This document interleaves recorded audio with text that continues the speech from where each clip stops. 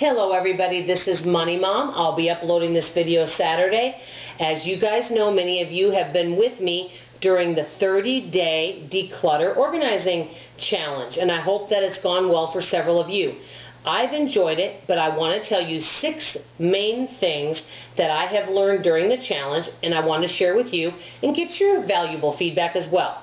Number 1, I've talked about this enough, so I'll keep it short. Rome wasn't built in a day. We don't have to organize the whole house at once. We don't even have to do a whole closet.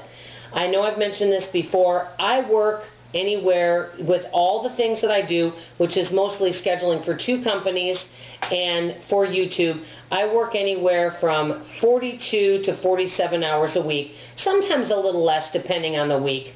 And that doesn't include other responsibilities that I may have. So that's for YouTube and the 2 companies that I'm scheduling for. So I don't have tons of time, so I have to take any pocket of time that I can. You don't have to do everything at once, and we can just do little mini organizing or mini cleaning, because even a small amount that we do, even 10 minutes can make a big difference. That's number 1. Number 2, this is a biggie, and I've never seen this as a tip. As you know, if you live with a household, you live with other people. And I've seen other people organize and get rid of their husband's things. We want to make sure that we're all on the same page as a family when you're organizing. You don't want to get rid of someone else's stuff. We want to be respectful and be on the same page. That's number 2. Number 3, this is a biggie. You know, a lot of people end up accumulating a lot of paperwork, and they just want to just get in there, and they get so passionate about decluttering, they get in there like, you know, and they just grab stuff and just start throwing away, and I've seen people do it. I understand people want to do that, but especially with paperwork, you may want to set that stuff aside, put it in a bin, and look at it.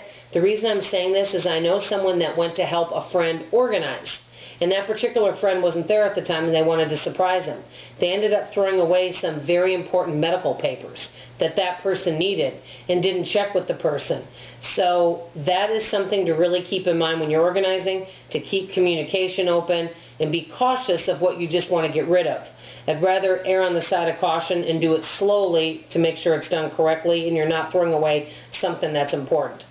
Number 4, I wouldn't spend a lot of money on bins or organizational. I know there's a lot of cute places you can get a lot of adorable things, but I only spent just a few dollars on the organizing that we did, and it was the back closet, which I had shown you, with the different bins for different types of like toothpaste, you know, shampoos, things like that, and they're all labeled. So I did buy a few bins for that, but it wasn't very much, and they were at the Dollar Tree. But for the rest of the house, I didn't.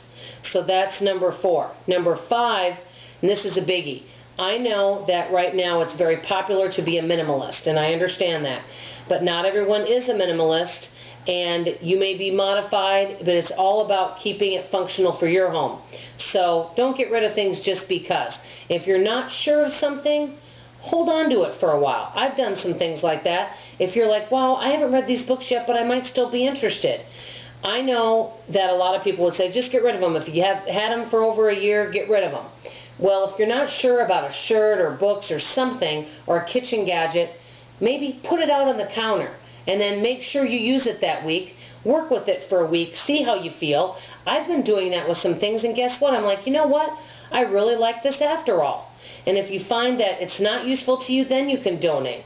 I feel like many times we just want to declutter and get rid of things, but then we regret getting rid of stuff and you have to buy it again. So I do think it's good to err on the side of caution and take our time when getting rid of stuff. That's number 6. Number 5. Number 6. This one's from my husband, and I thought it was a really good tip. My husband almost doesn't like it when I organize, because he thinks sometimes I just organize to make things look pretty just for the sake of organizing. And I'm going to give you an example. When I did the toolbox, and this was before the 30 bags in 30 days. And I did the back tool room, or the back closet, or not the back closet, the back laundry room, excuse me. And so when we were doing that, we did the toolbox. Well, I found we were always having to dig into the toolbox for things that were tools that we always use. So I had shown you that I took out an extra container, I labeled it most often used tools, and when I did that, my husband's like, I don't even think we needed to do that, it was fine the way it was. So my husband said sometimes I organize things when they really don't need to be organized. So it's at least something to keep in the back of your mind. I also want to say some of us have smaller spaces, some of us have larger spaces. For example, here in Texas, I have a small kitchen, and I really don't have a lot of space. I've gone through my kitchen so many times thinking of things I can get rid of, but most of the stuff in my kitchen I use. So sometimes my kitchen might seem a little cluttery, but I use everything. So sometimes we're working with a small space, but yet we don't want to get rid of all of our stuff. So all we can do is do the best we can with the space, the time, and the materials, and the home we have. I'd like to hear from you.